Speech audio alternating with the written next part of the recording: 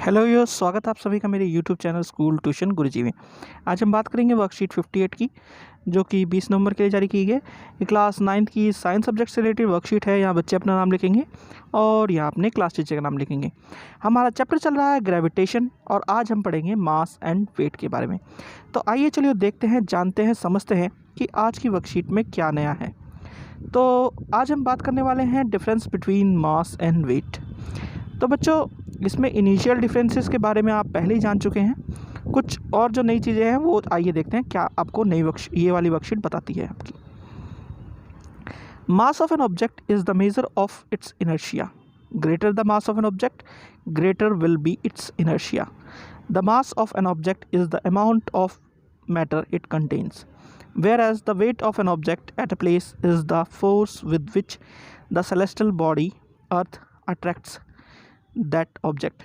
Mass of an object does not change with the change in place.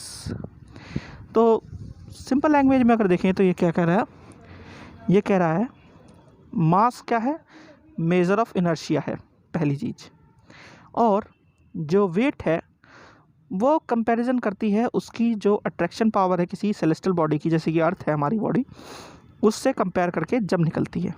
ठीक है बच्चों। और दूसरी चीज़ जो बता रहा है ये वो क्या है कि मास डजंट चेंज, मास चेंज नहीं होता लेकिन वेट चेंज होता है, क्योंकि ये किससे, ग्रेविटी के अनुसार चेंज हो जाता है बच्चों। चलिए आगे बढ़ते हैं। Wait of an object on moon.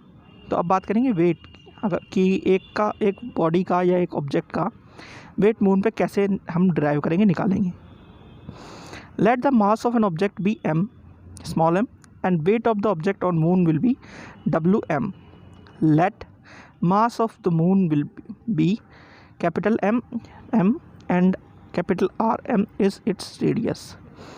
From universal law of gravitation, weight of an object on mass on moon Wm is equal to G capital M into M upon R square M। ये equation 1 होगी बच्चों आपकी। Let the weight of the same object on earth be WE and mass of the earth be ME and radius of earth is RE। Therefore, by universal law of gravitation, WE is equal to G capital ME into M small m upon R square E। तो ये दो equation हमारे पास आ गई बच्चों। अब क्या करना है, डिवाइडिंग इक्वेशन 1 बाई इक्वेशन 2। तो जब हम ये करेंगे तो we will get G cancel हो जाएगा और इनकी आउटर और इनर इनकी मल्टीप्लिकेशन होगी, जिससे हमें ये मिलेगा बच्चों, और M भी यहाँ पे कैंसिल हो जाएगा। तो हमें एक नई इक्वेशन मिलेगी ये, यानी weight of object on moon, weight of object on earth is equal to this and this. ठीक है बच्चों। चलिए आगे देखते हैं। आगे कहता है ये, by putting all values in equation 3। Equation 3 में जब हम वैल्यू डालेंगे, सारी की सारी पुटअप करेंगे, तो हमें क्या मिलेगा, ये आंसर मिलेगा, जो कि सम हाउ लेस देन और इक्वल टू होगा 1/6 के। तो क्या कहलाता है बच्चों, ये कहलाता है फिर weight of object on moon is equal to 1/6 into weight of object on earth. So if your weight on earth is 48 newton, then you will weigh much lighter and your weight will be 8 newton on moon. तो ये कैसे किया बच्चों, इसने 1/6 कर दिया wait of अर्थ को, यानी वेट ऑफ अर्थ कितना था 48 न्यूटन, तो 6 8 जा 48, तो आंसर आ गया 8 न्यूटन। 8 न्यूटन वेट हो गया कहाँ पे, मून पे, अगर किसी ऑब्जेक्ट का वेट 48 न्यूटन था अर्थ पे बच्चों। चलिए आगे देखते हैं। The force of attraction of earth on an object is known as weight. तो वेट क्या है, force of attraction on earth, जैसे कि मैंने अभी बताया था आपको कि ये ग्रेविटेशनल पुल के हिसाब से होता है। तो W is equal to M into C। Weight is the force acting downwards, it has both magnitude and direction. इसमें मैग्नीट्यूड भी होता है, डायरेक्शन भी होती है। आगे है बच्चों,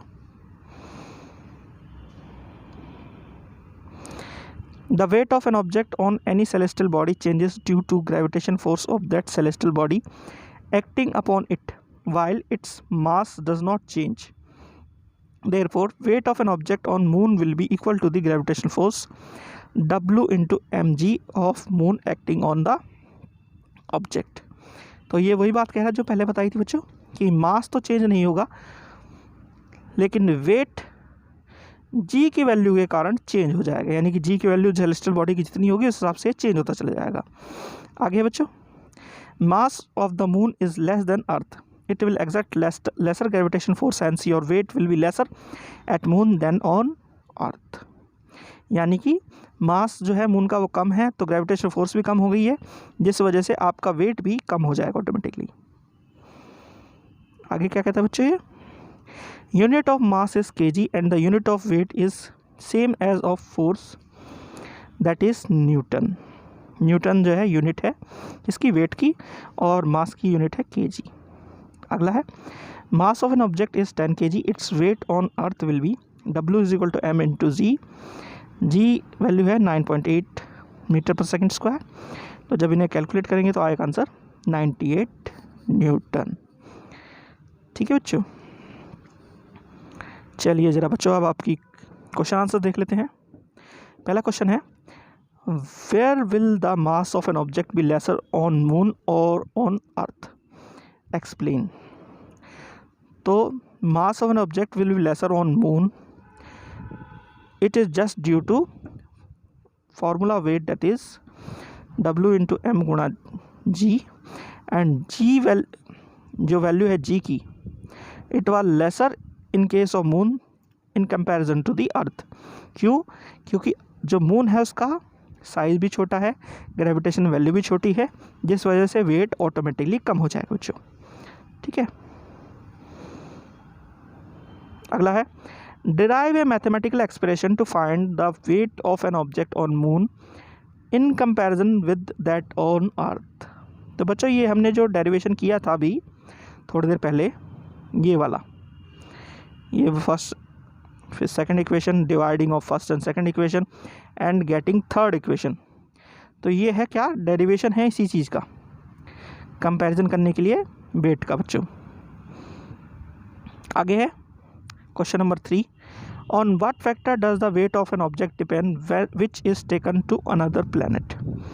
तो फॉर्मूला क्या है, W is equal to m into g. तो g factor will remain changing, g factor पे डिपेंड करता है ये सारा का सारा वेट का फैक्टर। तो क्योंकि m तो मास है वो कांस्टेंट रहता है, जी फैक्टर ही चेंज करता है, तो जी पे डिपेंडेंट होने के कारण ये चेंज करता रहता है वेट। ठीक है बच्चों, अब क्या कह रहा है question number 4, the weight of an person on moon is 10 Newton, what will be it's weight on अर्थ। तो ये क्या कह रहा है बच्चों कि एक पर्सन है उसका वेट है 10 न्यूटन मून पे, तो उसका अर्थ पे क्या वेट होगा। तो हमारे पास फॉर्मूला ये वाला है ही, जब उसमें वैल्यू पुटअप करेंगे 10 newton is equal to 1/6 into weight on earth. ठीक है, अब वेट ऑफ अर्थ के लिए क्या करना पड़ेगा, हमें से मल्टीप्लाई करना पड़ेगा, तो ये आ जाएगा 60 newton is equal to weight of earth. ठीक है बच्चों, तो बच्चों ये होगी आपकी वर्कशीट कंप्लीट और वीडियो भी। आशा करता हूँ आपको वीडियो अच्छी लगी होगी। अगर वीडियो अच्छी लगी हो तो चैनल को सब्सक्राइब करें, वीडियो को लाइक करें, शेयर करें। Thank you.